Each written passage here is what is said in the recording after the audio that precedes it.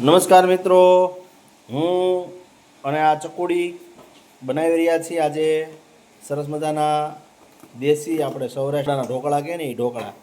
મિત્રો સૌપ્રથમ આ લસણની ચટણી બનાવવામાં આવી. આ દેશી ખાણીઓ છે, આ ખાયણી દસ્તો દેશી છે પથ્થરના. આની અંદરથી ચટણી બનાવી, આ લીલી ચટણી બનાવી, ત્યાર પછી આ પેસ્ટ બનાવી. જુઓ, ઢોકળાની અંદર ઘણા લોકો ભેળસેળ કરી અને ચોખાનો લોટ નાખે અને આ ઓરિજિનલ વાટી દાળના ચોખા, બરાબર. આ ખાવાનો સોડા, બરાબર. અને આ પાણી ગરમ કરી અને સ્ટીમ કરવા માટે મૂકી દીધા છે, બરાબર. હવે આની ડીશ ભરી અને મસ્ત મજાના ઢોકળા તૈયાર કરવામાં આવે છે. આ ઢોકળાને સરસ મજાના દેશી ઘાણીનું ઘરની વાડીના જે તલ હોય, તલનું તેલ છે. આ સિંગ તેલ અને તલ તેલ, એની અંદરથી આ તલનું તેલ છે.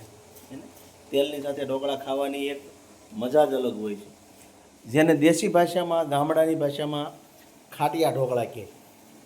સેજ અમથા ખટાશ લાગે, એની અંદર પાછી સાથે ચટણી લેવાની. એટલા મસ્ત ઢોકળા બને. એક વખત તમે આ ઢોકળું ખાઈ જાઓ એટલે સુરતના કોઈ પણ ઢોકળા કે કોઈ પણ ખમણ તમને ભાવે નહીં.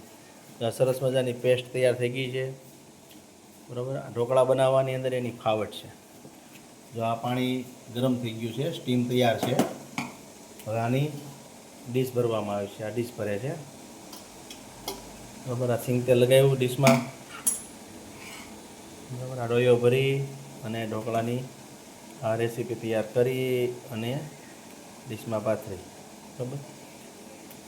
આ ઢોકળાનું લેયર છે ને એકદમ પતલું હોય, ભાખરીથી થોડુંક જ જાડું લેયર હોય. આપણે એકદમ બારીક, બરાબર. આ ડીશ તૈયાર થઈ ગઈ છે. હવે એને સ્ટીમ ઉપર મૂકી દીધી.